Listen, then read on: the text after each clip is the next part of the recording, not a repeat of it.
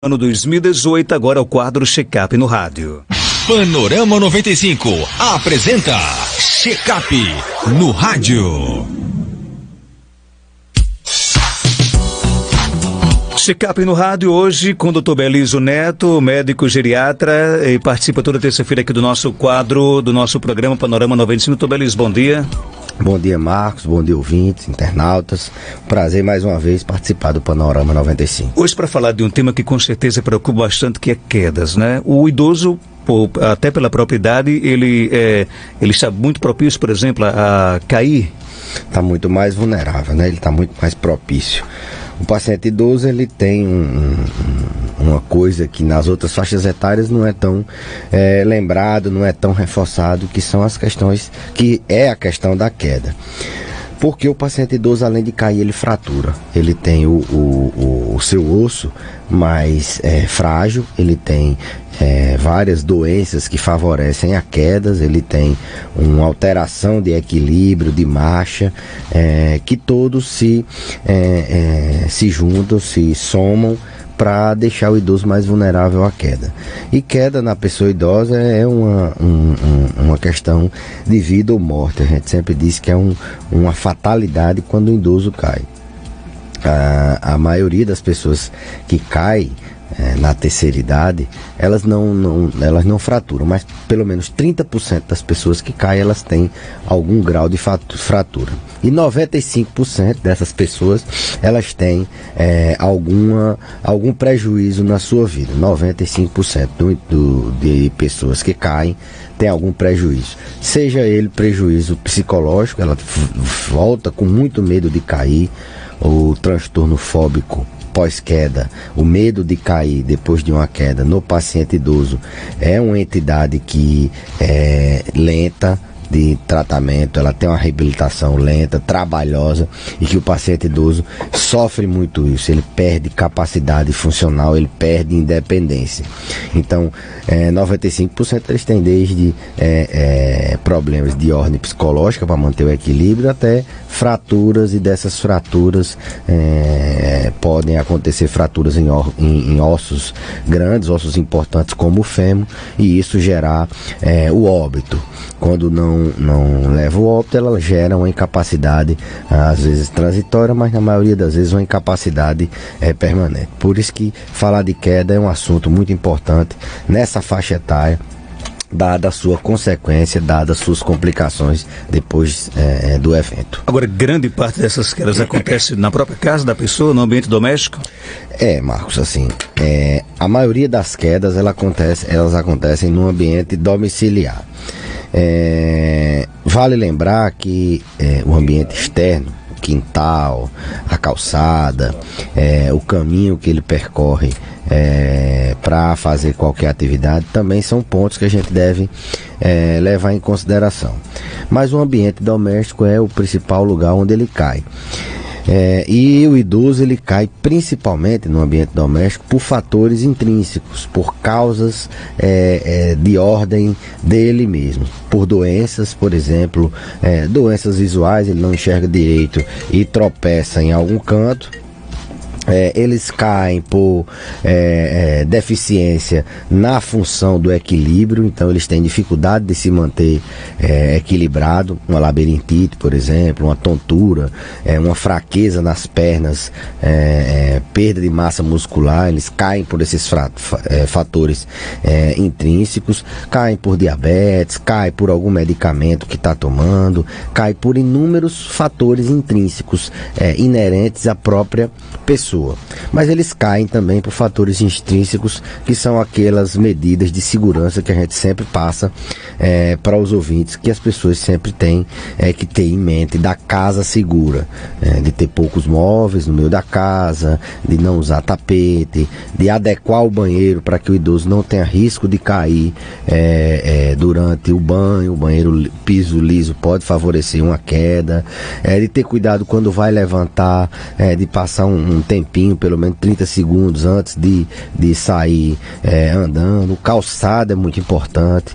Então são medidas extrínsecas que não são inerentes ao próprio idoso que devem ser tomadas, medidas de segurança do ambiente externo. Mas vale lembrar que o principal fator causador de queda é o fator intrínseco.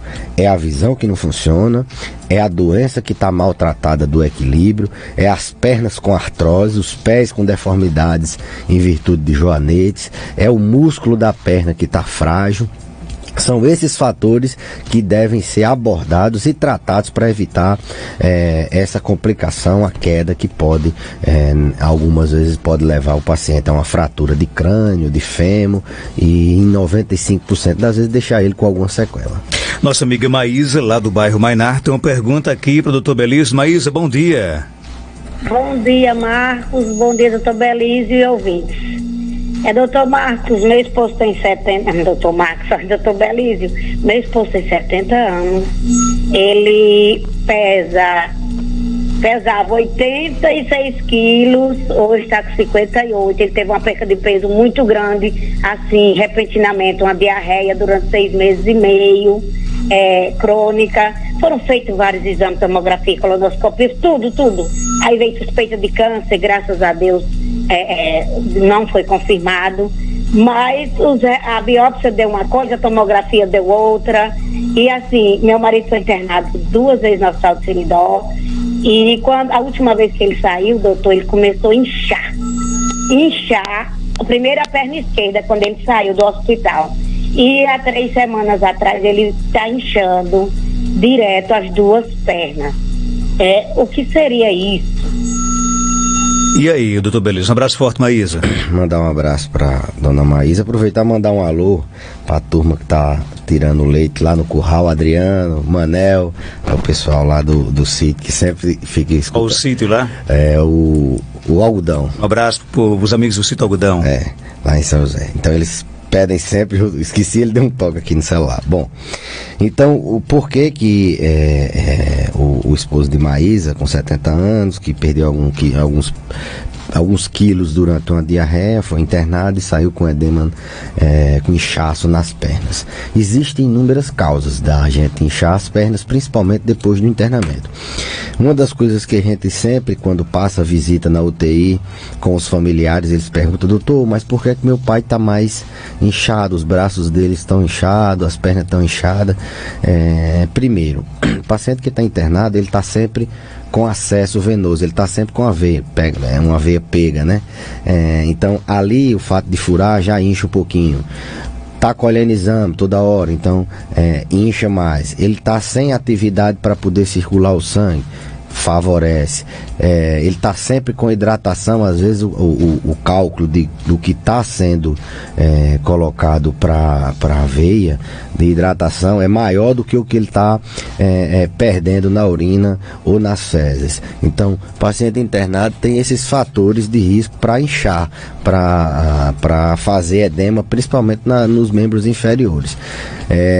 Então, a imobilidade, o fato dele não andar, isso prejudica o retorno venoso e favorece a ficar inchado. O fato de ser muitas vezes hidratado mais do que perde, né, na urina, o balanço hídrico acumulado, que a gente chama, ser positivo, e muitas vezes está com quantidade de líquido no corpo aumentado, mas pode ser alguma doença que ele teve bem espoliado. Eu acredito que ele, não sei como é que estava o estado nutricional dele, desnutrição também incha os pés. Outra causa comum de inchar os pés são as doenças cardíacas, a insuficiência cardíaca, as doenças no rim, a doença renal crônica. O rim é quem filtra o nosso sangue e coloca o excesso de água para fora, então doença no rim pode atrapalhar e a gente ficar acumulando líquido.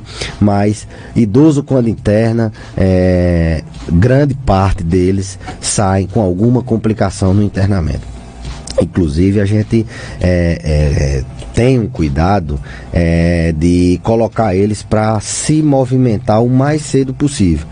Se ficar sentado, se puder ficar em pé, dependendo da doença, se puder ir ao banheiro sozinho, para se movimentar, porque as perdas musculares, as perdas que ele vai ter com o tempo deitado, com repouso prolongado, são muito maiores do que no adulto jovem, que se recupera mais rápido. Então essa questão de mobilizar o paciente idoso durante o internamento, ou até mesmo aqueles idosos acamados, aqueles que têm uma mobilidade pouca, quanto mais a gente puder mobilizar, nem que seja passivamente, pegar a perna dele e mobilizar, fazer uma massagem, isso faz muito bem e evita de que as pernas incham. Uma doença assim, para eu poder dizer a Maísa, é complicado eu dizer com esses dados aqui, perda de peso, diarreia, o internamento que a gente não sabe a causa. E como eu disse, eu falei as principais causas de paciente que incha as pernas num pós-internamento.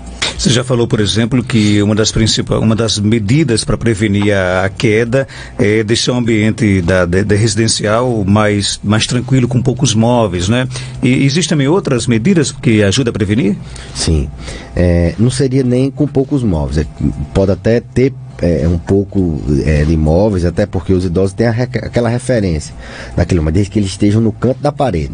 O meio da casa tem que estar vago. O problema é que as pessoas acumulam móveis e isso faz elas tropeçarem, um fio, uma extensão, um cachorro, uma criança, um gato, faz elas tropeçarem. Então colocar móveis no canto da parede, trocar o piso, não necessariamente precisa ser um piso de uma cerâmica rebuscada, de porcelana, não, tem que ser um piso seguro, um piso que faça o idoso não escorregar.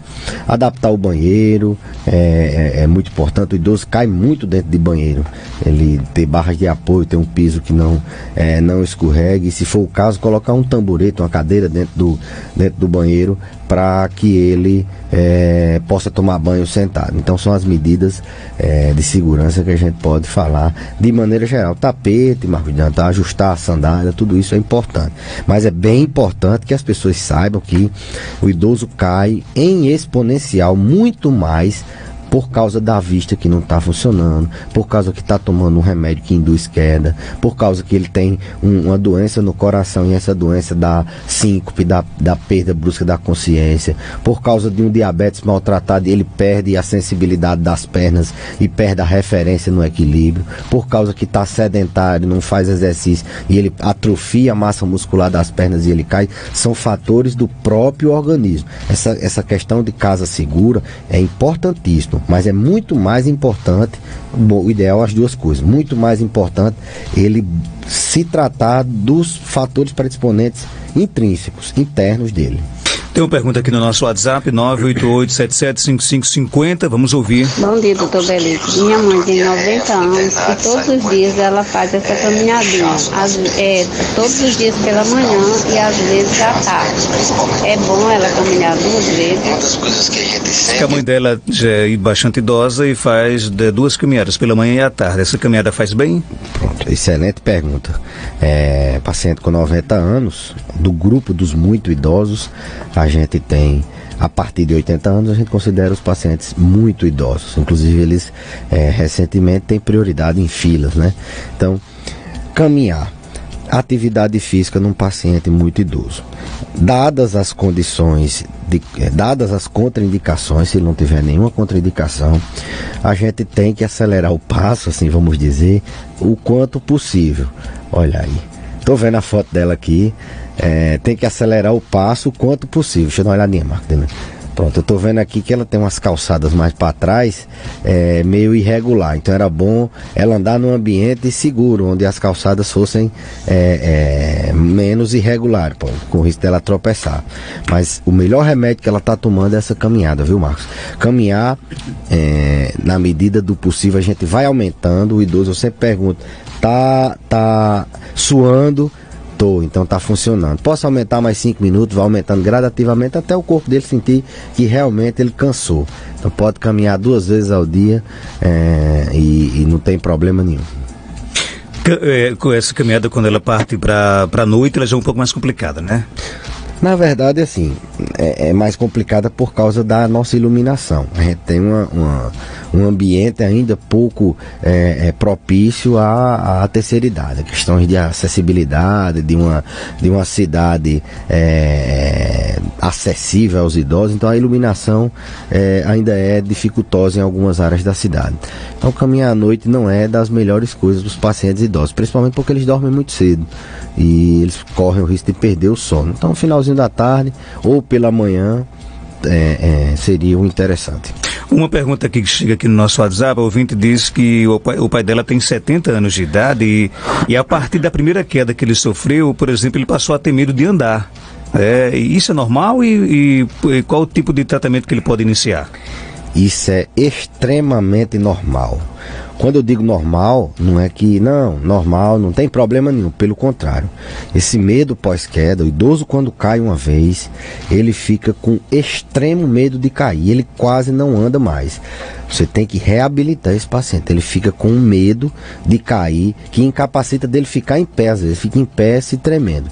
Então é muito comum e é uma sequela, uma consequência, uma complicação bem grave, porque se não tiver o profissional que saiba identificar adequadamente, não tiver o profissional que saiba reabilitar, não tiver uma família orientada que saiba que aquilo é uma complicação e que é reversível, porque acontece na maioria das vezes, ele passa ali uma semana com medo de cair e a família, não, então assim, vamos deixar ele sentado que é melhor. Aí pronto, ele não anda mais.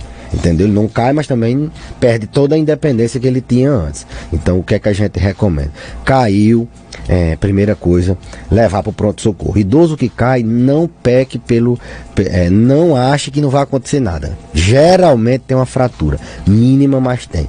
Principalmente se bater com a cabeça. Bateu com a cabeça, não, mas eu acho que foi só uma coisinha. Faz tomografia, tem que levar. O osso do idoso é muito oco, é muito frágil, qualquer coisinha ele fratura. Então, caiu, leva para o pronto-socorro. Na primeira queda? Na primeira queda. Na primeira, na segunda, toda vez que cair, tem que se levar para algum profissional fazer uma avaliação, porque eles são muito vulneráveis a fraturas. Então, observar como é que ele está caindo, se ele está caindo porque tem um problema desse nos fatores extrínsecos, porque está escorregando, se é porque ele desmaiou, ele conseguiu levantar sozinho depois da queda, esse é um marcador de dor, de gravidade, da cinemática da queda. Então, esses fatores são importantes, que às vezes a família observa se arranhou, se bateu com a cabeça, mas é importante lembrar e perguntar ao próprio médico, o próprio profissional de saúde que abordar, entender, visualizar como foi que ele caiu. Se foi uma queda por um desmaio, se foi uma queda porque tropeçou, se foi uma queda porque o idoso subiu num banquinho, é teimoso, subiu no banquinho, caiu. Então, essa cinemática do trauma, ou essa cinemática da queda, é muito importante e é importante que as pessoas previnam. O impacto da queda na prevenção de fraturas, ele é um outro programa, a gente pode falar só de osteoporose. Mas ele é muito maior. Você prevenir queda, você tem um impacto muito maior na redução de fraturas do que você tratar a osteoporose com remédio, do que você tratar a osteoporose de outras formas. Então, a melhor forma de evitar fratura é prevenção de queda. E é todo dia que você previne queda. Fazendo tudo, corrigindo esses fatores intrínsecos e transformando sua casa segura. Saiba que 30% dos idosos, depois de 65 anos, e quase 50% deles acima de 75%, eles caem pelo menos uma vez um ano. E quando ele cai uma vez, o risco dele cair é muito maior. E queda, 30% das vezes gera uma fratura com impacto na vida dele. E 95% das vezes o paciente fica com alguma sequela, desde sequelas simples a uma dor numa mão, a sequelas mais graves dele não conseguir mais andar ou mesmo óbito.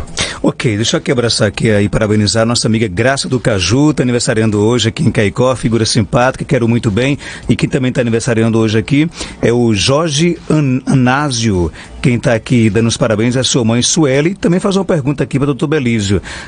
Dr. Belísio, quando o idoso sente dor nos ossos, existe uma medicação adequada ou um tratamento ideal? Dor no paciente idoso pode até ser um tema que a gente possa em outro programa, ela sempre tem que ser tratada.